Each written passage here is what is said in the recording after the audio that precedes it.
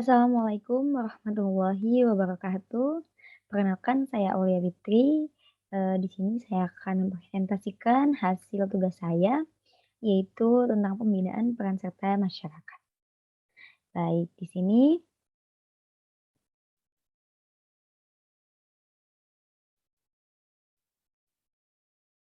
sebentar ya.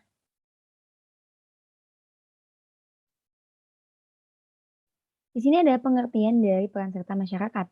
Nah, peran serta masyarakat adalah proses di mana individu, keluarga, lembaga, atau lembaga swadaya masyarakat, dunia, dan masyarakat luas pada umumnya yang pertama mengambil tanggung jawab atas kesehatan dan kesejahteraan dirinya sendiri, keluarga, dan masyarakat.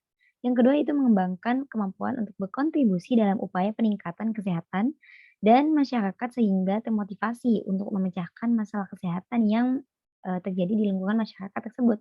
Dan yang terakhir itu menjadi perintis pembangunan kesehatan dan memimpin dalam perkembangan kegiatan masyarakat di bidang kesehatan yang dilandasi dengan semangat gotong royong.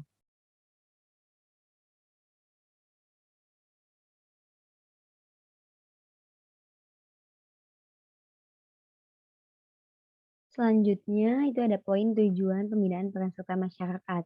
Nah, peran serta masyarakat yang dilakukan oleh para bidan ini ialah terwujudnya upaya yang dilakukan oleh masyarakat secara kreasi untuk meningkatkan kesehatan ibu, anak, keluarga berencana menuju keluarga yang sehat dan sejahtera. Nah, untuk mencapai tujuan tersebut, berbagai upaya akan dilakukan oleh bidan seperti yang pertama nih, yaitu adalah peningkatan peran pemimpin di masyarakat untuk mendorong dan mengarahkan masyarakat dalam setiap upaya kesehatan ibu, anak, dan keluarga berencana. Yang kedua, itu peningkatan dan kesadaran serta kemauan masyarakat dalam pemeliharaan, perbaikan, dan peningkatan keluarga, terutama kesehatan ibu, anak, dan keluarga berencana. Dan yang terakhir ini adalah dorongan masyarakat untuk mengenali potensi tersedia yang dapat dimanfaatkan untuk mendukung kesehatan-kesehatan yang ada yang dibutuhkan oleh masyarakat.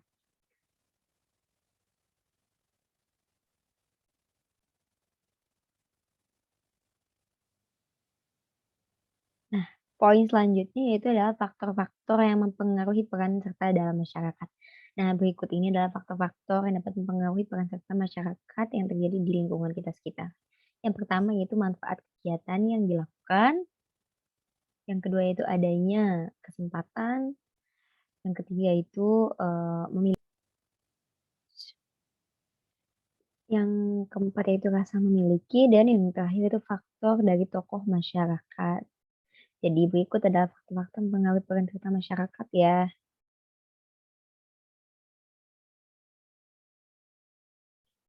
Selanjutnya yaitu langkah pembinaan peran serta masyarakat.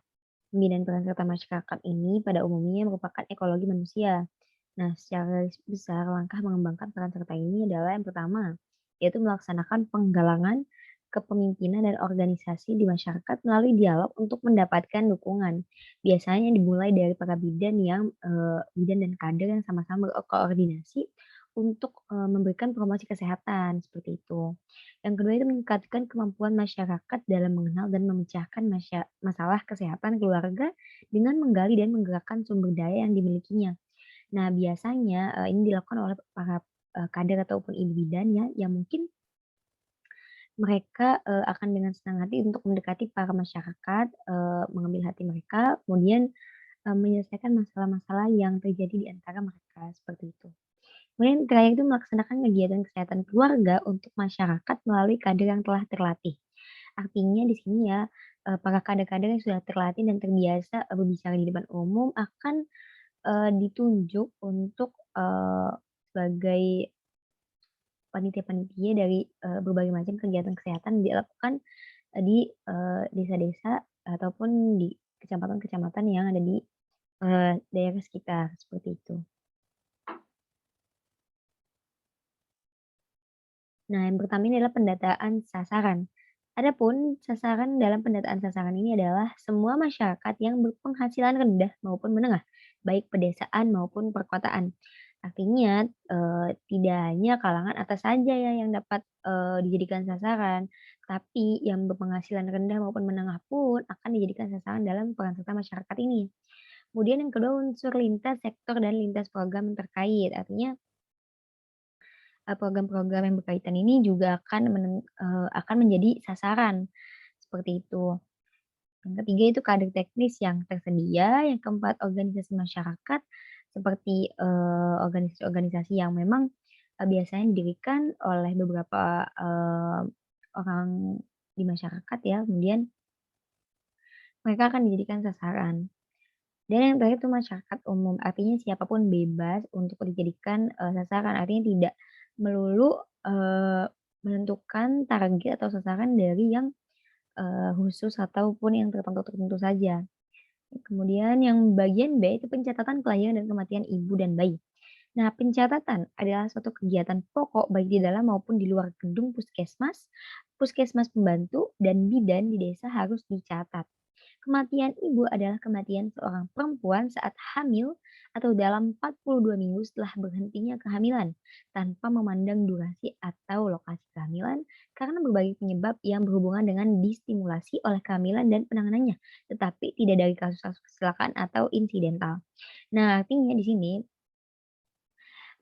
ibu-ibu hamil yang, meninggal, sebelum atau setelah 42 minggu setelah berhentinya kehamilan, itu akan masuk dalam pencatatan kelahiran kematian ibu. Meskipun, eee, faktor kematiannya itu, eee, tidak harus tidak dari 1,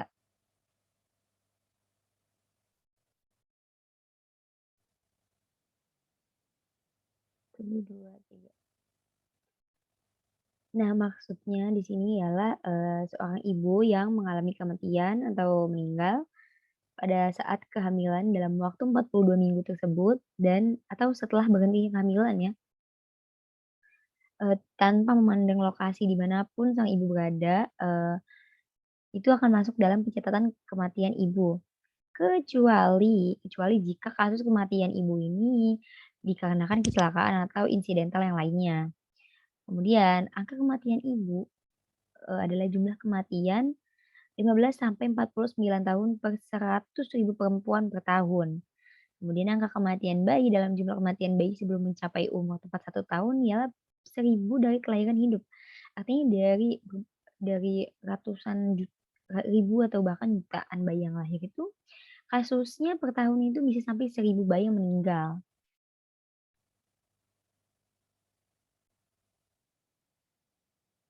Nah, yang bagian C ini penggerakan sasaran agar mau menerima atau mencapai pelayanan KIA.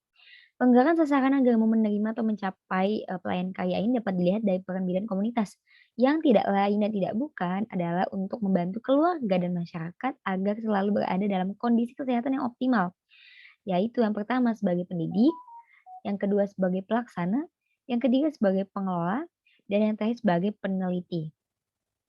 Selanjutnya adalah pengaturan transportasi setempat yang siap pakai untuk rujukan kegawat daruratan. Nah, penyaluran transportasi rujuk serta yang siap untuk dipakai, eee, untuk rujukan gawat daruratnya itu yang pertama itu rujukan upaya kesehatan, yang kedua adalah bantuan teknologi, dan yang terakhir itu bantuan sarana transportasi. Kita ke next, selanjutnya.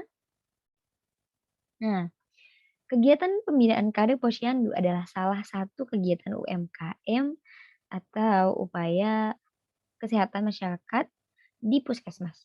Nah, tujuannya ini ialah untuk meningkatkan kapasitas kader dan pengetahuan kader dalam melaksanakan tugasnya. Kemudian pemberian makanan tambahan bagi balita dalam rangka peningkatan gizi.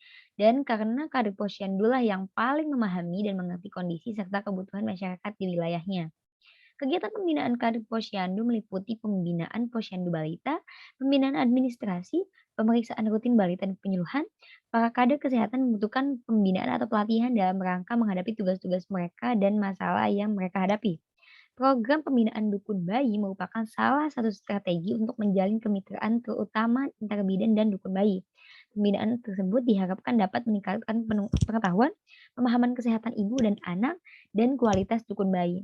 Tapi biasanya, untuk, Permenkes yang sekarang ini, dukun bayi itu sudah tidak diperbolehkan untuk membantu proses persalinan. Jadi mungkin, proses pembinaan dengan dukun bayi ini bisa, diganti dengan proses pembinaan dengan kader lain yang lebih terlatih, seperti itu.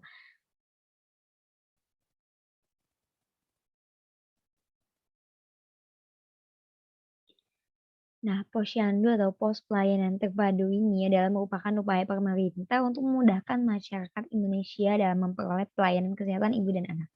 Tujuan utama posyandu ialah untuk mencegah peningkatan adanya angka kematian ibu dan bayi saat kehamilan, persalinan, atau setelahnya melalui pemberdayaan masyarakat.